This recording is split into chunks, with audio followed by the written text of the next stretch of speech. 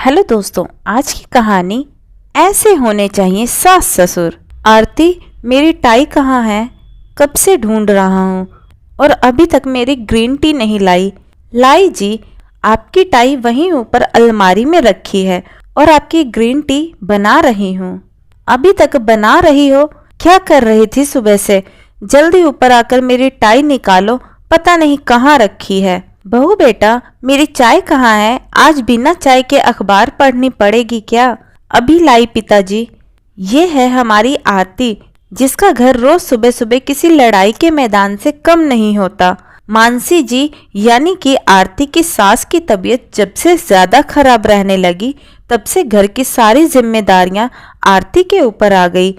बच्चा भी अभी छोटा, सिर्फ 1 साल का है, तो उसकी भी देखभाल, घर के सारे काम और मानसी जी की देखभाल, समय पर दवाइयाँ, समय पर खाना और यहाँ तक कि बाजार से सामान लाने की जिम्मेदारी भी आरती की ही है।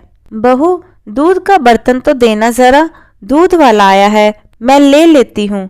अरे माँ, आप क्यों उठ कर आई? मैं जा रही थी लेने। आप चलिए कमरे में आराम करिए, मैं ले लूंगी। मानसी जी को रसोई में आया देख आरती ने कहा। मानसी जी हार्ट पेशेंट हैं और अभी कुछ दिनों पहले ही उन्हें हार्ट अटैक आया था, तो डॉक्टर ने ज़्यादा से ज़्यादा आराम करने के लिए कहा। इसलिए मानसी जी पहले की तरह आरती की मदद भी नहीं कर पाती हैं।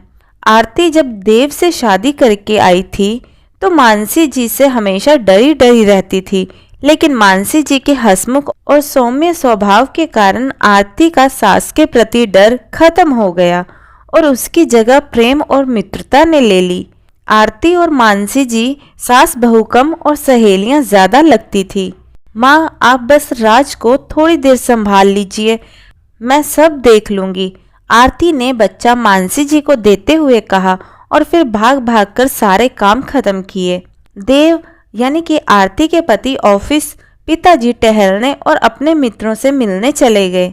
आरती अपनी चाय का कप लेकर मानसी जी के कमरे में आ गई। माँ, राज सो गया क्या? हाँ बेटा, सो गया है। बैठो तुम मेरे पास इधर। और ये सिर्फ चाय क्यों? तुम्हारा नाश्ता कहाँ है? माँ, अभी कुछ खाने का मन नहीं है। सुन बेटा, शरीर को मशीन मत बना, थोड़ा खुद को भी 2 पल का समय दे। क्यों सबके पीछे इतना दौड़ती है? सब छोटे बच्चे थोड़ी ही हैं, अपना काम खुद कर सकते हैं। माँ, आप परेशान क्यों हो रही हैं?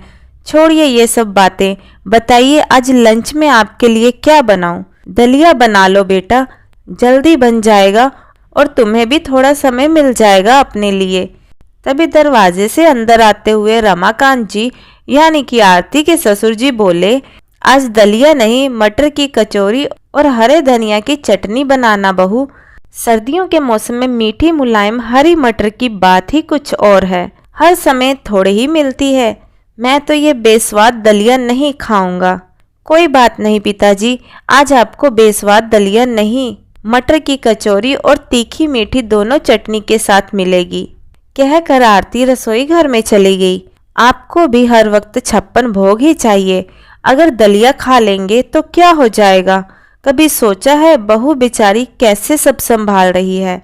आप और आपका बेटा तो खुद से अपना काम कभी भी नहीं करते, वह भी आरती को ही करने पड़ते हैं। उस बच्ची को तो अपने लिए समय ही कम मिलता है। मेरी तबीयत खराब होने से मेरी भी जिम्मेदारी उस पर आ गई है। कब समझेंगे आप लोग? मानसी जी रमाकांत जी से बात कर रही थी कि उन्हें अचानक किसी के गुस्से में चीखने की आवाज आई। रमाकांत जी बोले, ये तो देव की आवाज है, लेकिन देव इस वक्त घर पर और ये इस तरह से किससे बात कर रहा है? देव बहुत बुरी तरह से आरती पर चिल्ला रहा था। आरती बस रोए जा रही थी और बोल रही थी, मुझे नहीं पता, मैंने आपकी फाइल को हाथ भी नहीं लगाया। लेकिन देव कुछ सुनने के लिए तैयार नहीं था। गुस्से में ना जाने क्या क्या बोले जा रहा था। आरती उसे समझाने की कोशिश कर रही थी कि वह अपने काम की चीजें इधर उधर क्यों रखता है, ठीक से क्यों नहीं रखता है। इस बात से देव का गुस्सा और भी ज्यादा हो गया और चिल्लाते हुए बोला, ये मेरा घर है, तुम्हारे पिताजी का नहीं। मैं जो चाहे करूं, जहां चाहे रखूंगा, तुमसे कितनी बार कहा है कि मेरी चीजों को हाथ मत लगाया करो। सही कहा बेटा, औरतों का तो कोई घर नहीं होता। शादी के पहले पिता का और भाई का घर होता है, और शादी के बाद पति का, और बुढ़ापे में बेटे का। लड़कियों को जन्म लेते ही लोग सिखाने लगते हैं कि तुमको तो किसी और के घर जाना है, ये घर तुम्हारा अपना नहीं है, तुम तो किसी और की अमानत हो। शादी के बाद किसी अनजान को अपना मान लेना और उसकी पसंद के हिसाब से रहना, उसके पसंद के कपड़े, उसकी पसंद का खाना सब अपना लेती हैं। सोती जागती भी किसी और के हिसाब से ही है। उसके हिस्से में तो कुछ पल का आराम भी नहीं है, सिर्फ दुख और दर्द उसके अपने हैं और उसका अपना कुछ नहीं। यहाँ तक कि जिस घर के लिए वह दिन रात नहीं देखती, अपने आप को भूल जाती है, उसे एक दिन ये सुनने को मिलता है कि ये घर तुम्हारा नहीं है। तो मेरी समझ से तो हम औरतों को कुछ भी नहीं करना चाहिए। हम क्यों दूसरों के लिए परेशान हों? माँ, आप ये क्या बोल रही हैं? मेरे कहने का वो मतलब नहीं था। मेरी एक फाइल नहीं मिल रही है, ऑफिस में भी नहीं थी, तो मुझे लगा कि आरती ने कहीं रख दी होगी, और उस फाइल के बिना मेरी मीटिंग भी कैंसिल हो गई, देव ने कहा। तो उसमें बहू का क्या दोष है? उधर से रमाकांत जी बोले, तुम्हारी माँ सही कह रही है बेटा, बोलने से पहले सोच लिया करो किससे क्या बोलना है। बहू सुबह से ही घर के कामों में लग जाती है, रात को भी हम खा पी कर आराम कर रहे होते हैं, लेकिन तब भी वह कामों में लगी रहती है। यहाँ तक कि अगर हमें पानी भी चाहिए तो हम खुद नहीं लेते, बल्कि बहू को आवाज लगा देते हैं, जैसे वह इंसान नहीं कोई मशीन हो। हम ये भी भूल जाते हैं कि जैसे हमें किसी के गलत व्यवहार से दुख होता है, वैसे ही उसे भी होता होगा। तुम तो सुबह तैयार होकर ऑफिस के लिए निकल जाते हो, कभी ये भी सोचा है कि तुम्हारे पीछे तुम्हारे माता पिता, बच्चे और घर का ध्यान कौन रखता है?